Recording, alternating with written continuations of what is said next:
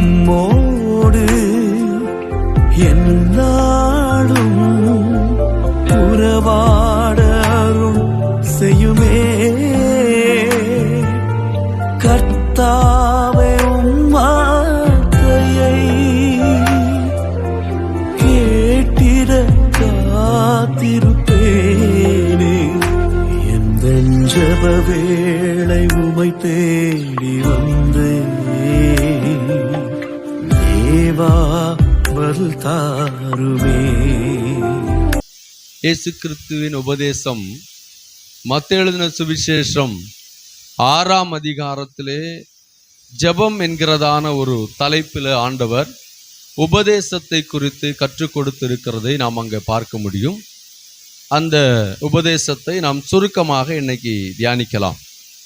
மத்தேயு எழுதின சுவிசேஷம் 6ஆம் அதிகாரம் இல்லைன்னா 5, 6, 7 அதிகாரங்களை நாம் வாசித்து பார்க்கும்போது இந்த அதிகாரங்களில் எல்லாம் ஆண்டவராகிய இயேசு கிறிஸ்து இந்த பூமியிலே வாழ்ந்த நாட்களிலே கொடுத்த உபதேசங்களை குறித்து சொல்லப்பட்டிருக்கிறது. முக்கியமாக சபைக்கு தேவையான உபதேசம்.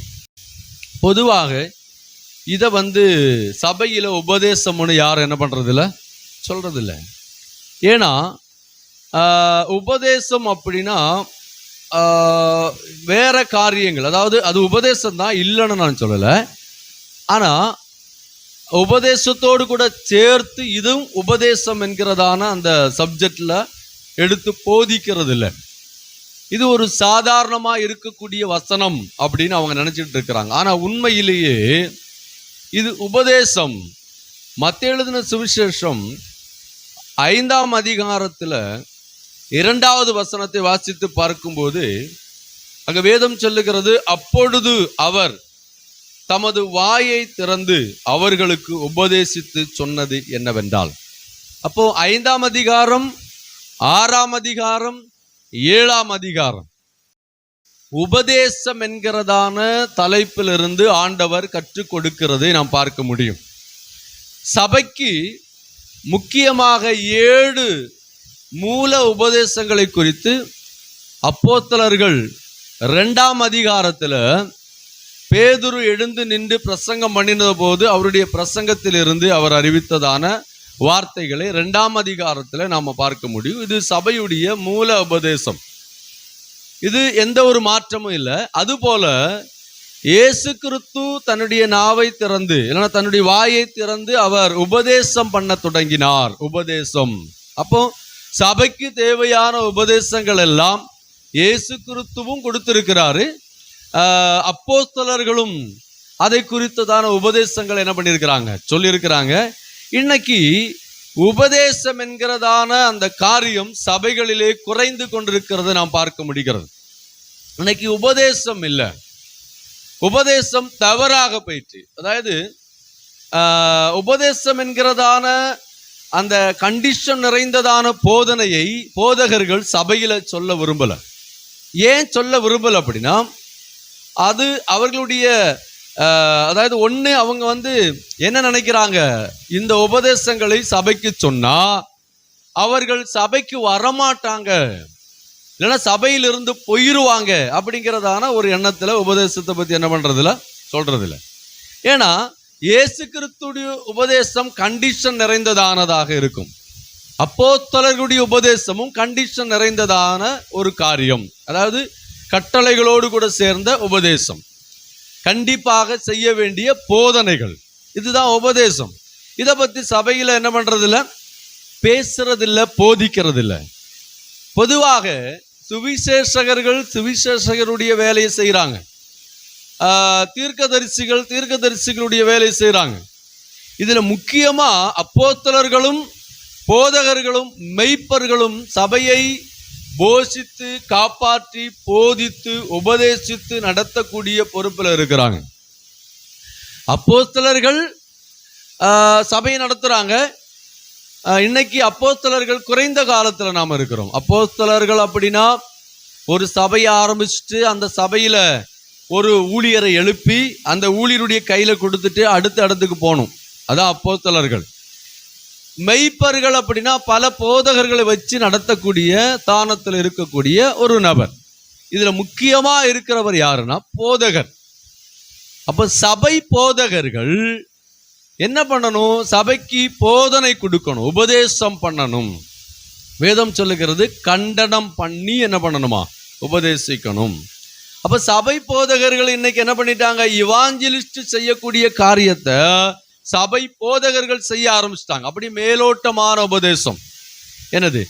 அவருடைய அற்புதங்கள், அவருடைய பிறப்பு, அவருடைய மரணம் அப்படிங்கிறதான என்னது அந்த மூல உபதேசம், அந்த காரியங்களை மாத்திரம் எடுத்து போதிக்கிறவர்களாக மாறிட்டாங்க. அதுல மேக்சிமம் 100% என்னதான் மாறிட்டு அப்படின்னா, அற்புதங்களையும் இல்லைன்னா விடுதலைகளை குறித்து பேசுகிற போதகர்கள் தான் இன்னைக்கு பெருகி இருக்கிறாங்க.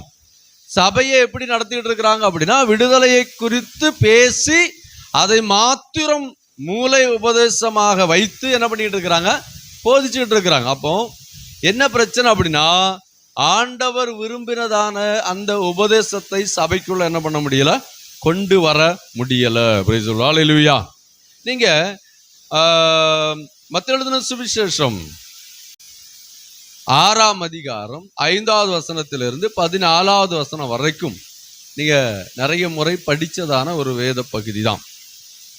ஜபத்தை எப்படி ஏறெடுக்கணும் அப்படிங்கிறதுக்கான ஒரு உபதேசத்தை ஆண்டவர் என்ன பண்றாரு? சொல்றாரு. வசனங்கள் எல்லாம் நீங்க படிச்சு பார்த்தீங்கன்னா தெரியும்.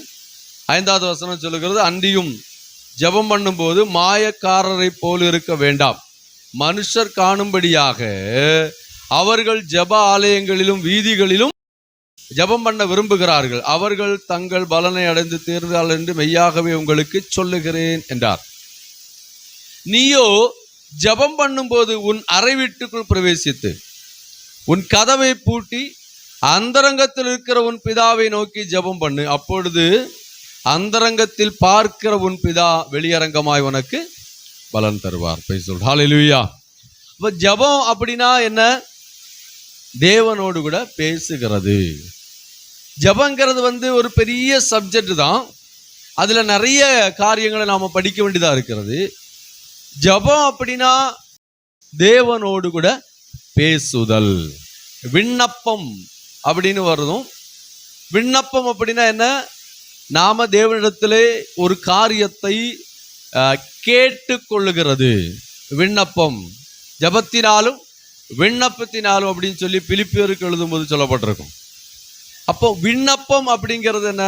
தேவனிடத்திலே ஒரு காரியத்தை நாம மனுவாக வைக்கிறது. அப்படின்னா நாம நம்முடைய விரும்புகிற, நாம எதிர்பார்க்கிற காரியங்களை கடவுளுக்கு தெரியப்படுத்துகிறது. ஜபம் தேவனோடு கூட பேசுகிற ஒரு காரியம். இப்போ பேசுகிற அப்படிங்கிறது அந்த தலைப்புல நாம வரும்போது ஒன் சைடா பேசுகிறவர்களாகவே நாம இருக்கிறோம். ஒரு சைடு மாத்திரம் தான் நாம பேசுவோம். இப்போ கடவுள்கிட்ட நாம ஒரு விஷயத்தை கேட்கிறோம், ஆண்டவர் திரும்ப என்ன சொல்லுகிறார் அப்படிங்கறது நாம என்ன பண்றது இல்லை, கேட்கறது இல்லை. இப்ப ஆண்டவர்கிட்ட நம்ம ஒண்ணு கேட்கிறோம், ஆண்டவர் சொல்றாரு நான் உனக்கு அதை தரல அப்படின்னாருன்னா அது எப்படி நாம புரிந்து கொள்றது? இப்ப அவர் சொல்றதை நாம என்ன பண்ணணும்? கேட்கணும். ரெண்டாவது, ஒரு காரியத்தை நாம கேட்கும் போது அவர் நம்ம கிட்ட பேசுறாரு, இது நான் உனக்கு தர விரும்புகிறேன், ஆனா நீ சில காரியங்களை செய்யணும் அப்படின்னு சொல்றாரு.